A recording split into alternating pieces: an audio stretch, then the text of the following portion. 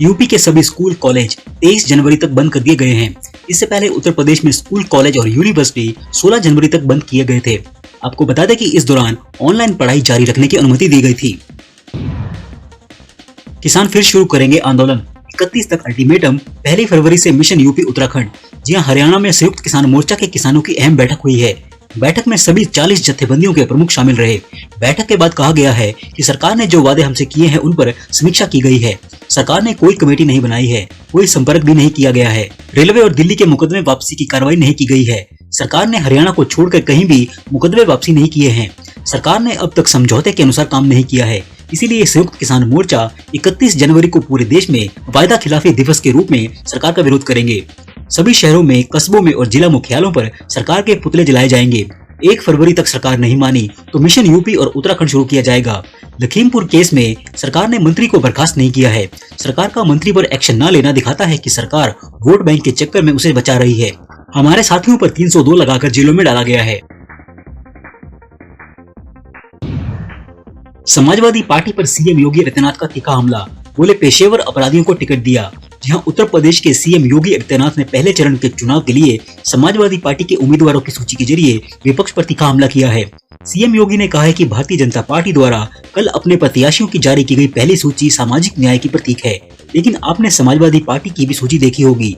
कैराना पलायन के जिम्मेदार लोगों और मुजफ्फरनगर के दंगाइयों को टिकट देने के साथ और पेशेवर हिस्ट्री शीटर को टिकट देना समाजवादी पार्टी का चरित्र उजागर करता है।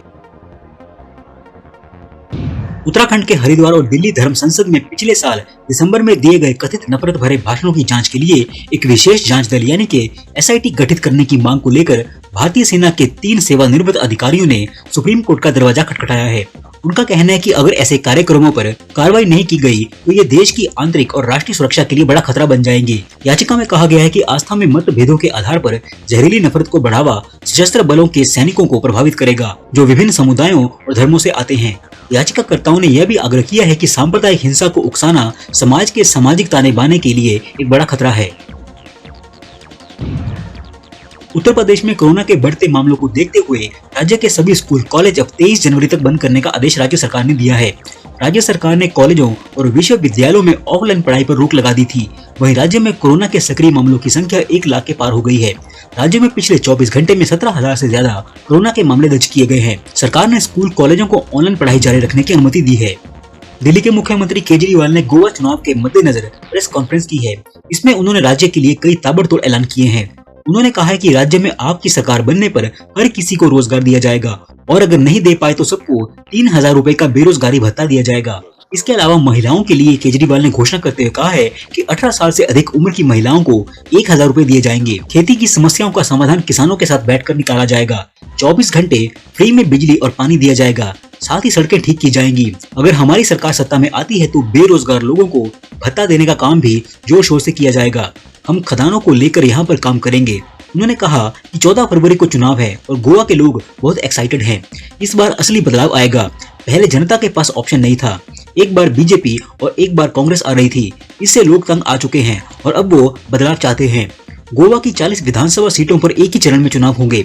14 फरवरी को गोवा में मतदान होंगे, जबकि 10 मार्च को नतीजे आएंगे। गोवा के साथ ही देश के अन्य 4 राज्य उत्तर प्रदेश, उत्तराखंड, मणिपुर और पंजाब में भी 10 मार्च को ही वोटों की गिनती होगी। विश्व के नंबर 1 पुरुष टेनिस खिलाड़ी सर्बिया के नोवाक जोकोविच इस साल ऑस्ट्रेलियन ओपन 2022 में हिस्सा नहीं ले पाएंगे। ऑस्ट्रेलियाई कोर्ट ने वीजा रद्द किए जाने के खिलाफ उनकी अपील को खारिज कर दिया है और अब सर्बियाई स्टार को ऑस्ट्रेलिया से वापस भेजा जाएगा। कोरोना महामारी की शुरुआत के बाद से ही जोकोविच ने वैक्सीन के खिलाफ रुख अपनाया था और उन्होंने कहा था कि वे वैक्सीन नहीं लगवाएंगे, जिसके लिए वे कई बार आलोचना झेल चुके हैं।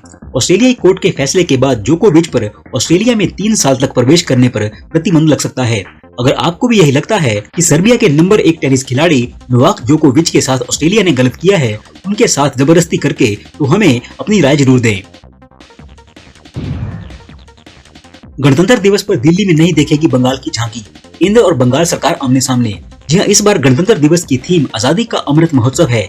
यह थीम आजादी के 75 साल पूरे होने के अवसर पर है।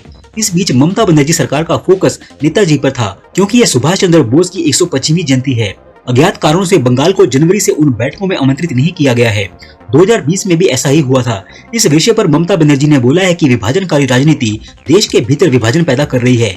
नेताजी की झांकी के बिना गणतंत्र दिवस की परेड अधूरी है। केंद्र के फैसले ने नेताजी की लड़ाई का अनादर किया है, यह शर्मनाक है।